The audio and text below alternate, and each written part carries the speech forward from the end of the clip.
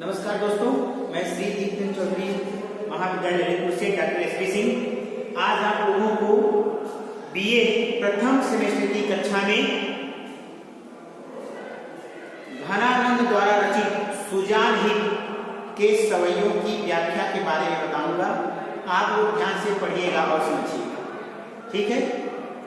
आइए घनानंद द्वारा रचित सवैया की व्याख्या देखते हैं। हीन भय जल मीन अधीन कहाँ कछु मौ अकुलान समाने, नीर स्नेही को लाय कलंक निराश हवे कायर त्यागत प्राणे, प्रीत की रीत सी क्यों समझे जड़ मीत के पानी करे को प्रमाणे, या मन की जू दशा घन आनंद जीव को जीवन जान ही जाने। ठीक है, आइए सवैया में आए हुए शब्दों के अर्थ को देख सकते हैं। हीन भय जल मीन अर्थात जल से बिछुड़ जाने पर, मीन मतलब मछली, बिछुड़ जाने पर, अधीन मतलब विवश होकर, कहाँ कछु मौ मतलब मेरी, अकुलानी मतलब व्याकुलता, ठीक है, समान मतलब समानता करती है, ठीक। नीर स्नेही को लाय कलंक निराश हवे कायर लागत प्राणी, नीर मतलब जल, स्नेही मतलब प्रेम, लाय मतलब लगाकर, कलंक मतलब दोष या धब्बा, निराश मतलब दुखी, कायर मतलब आलसी, त्याग मतलब छोड़कर, ठीक है। प्रीत की रीत, प्रीत मतलब प्रेम, रीत मतलब परंपरा, सु मतलब सुंदर, समुझे जड़, जड़ मतलब होता है मूर्ख, ठीक। मीत मतलब होता है दोस्त या मित्र, ठीक है ना। हाथों पानी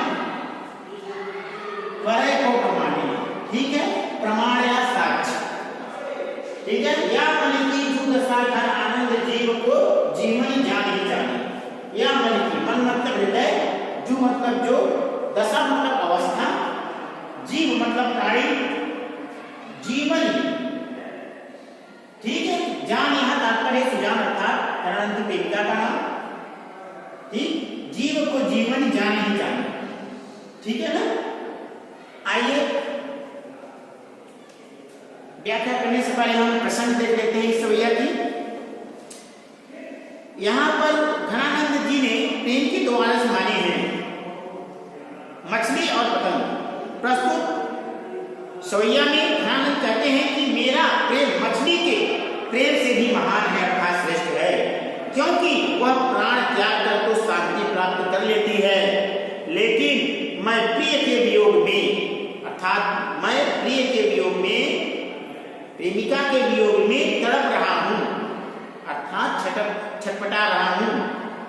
प्रेम की श्रेष्ठता उच्चता प्राण देने में नहीं, अपितु जीवित रहते हुए पीड़ा सहन करने में है।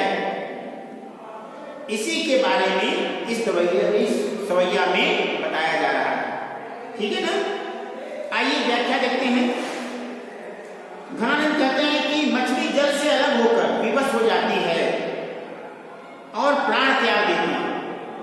मछली जल से अलग होकर, छटपटा कर, तड़प कर, विवश होकर अपना प्राण त्याग देती है, इसी कारण इसके प्रेम को महान कहा जाता है।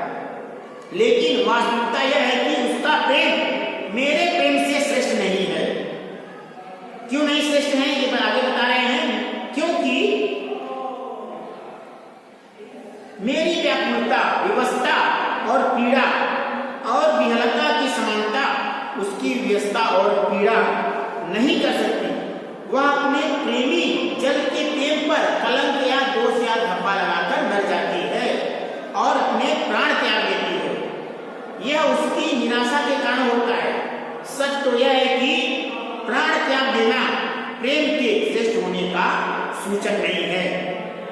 प्रेम की उच्चता तो प्रिय के वियोग में तड़पने, छटपटाने की है, अर्थात पीड़ा सहन करने की है। मछली तो मूर्ख है, वह प्रेम की सच्ची रीत, मछली क्या है, मछली तो मूर्ख है, वह प्रेम की सच्ची रीत को नहीं जानती है। क्या जाने, वह प्रेमी के हाथों में पड़े रहने को ही अपना प्रेम समझती है, ठीक।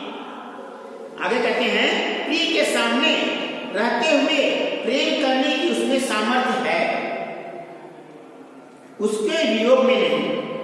लेकिन प्रेम की वास्तविक पहचान वियोग में ही होती है। जैसा कि हम सभी जानते हैं कि सच्चा प्रेम वही है जिसकी तृप्ति आत्मबल पर निर्भर हो। ठीक है ना?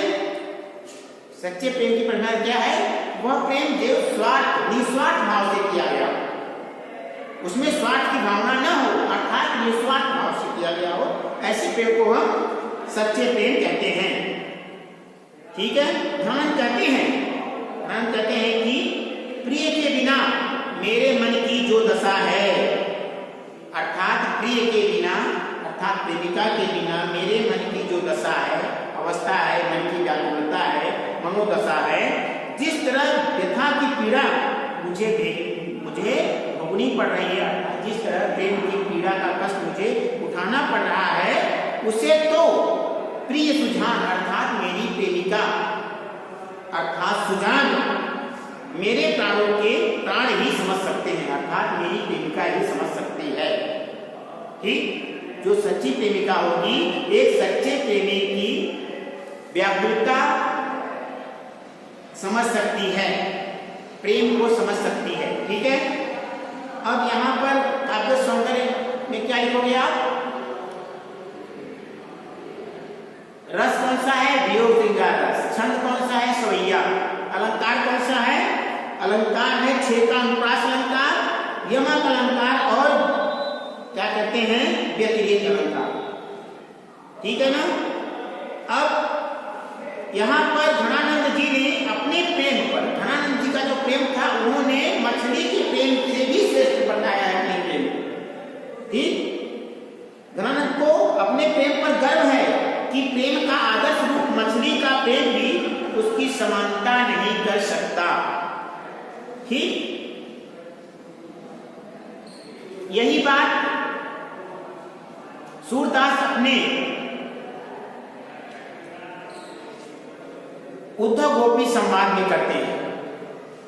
ठीक? जो बात अभी घनानंद इस सवैया में कर रहे हैं, यही बात सूरदास उद्धव गोपी संवाद में करते हैं। वियोग की पीड़ा क्या होती है? वियोग की दशाएं 10 होती हैं। ठीक है ना? वियोग की कितनी दशाएं होती हैं? 10। समझ में आ गया ना बच्चों? ठीक है? आज के लिए इतना ही। उम्मीद करता हूं कि मैंने आपको जो घनानंद द्वारा रचित सवैयों की व्याख्या बताई वह आपको अच्छी तरह से समझ में आ गई होगी। बहुत बहुत धन्यवाद।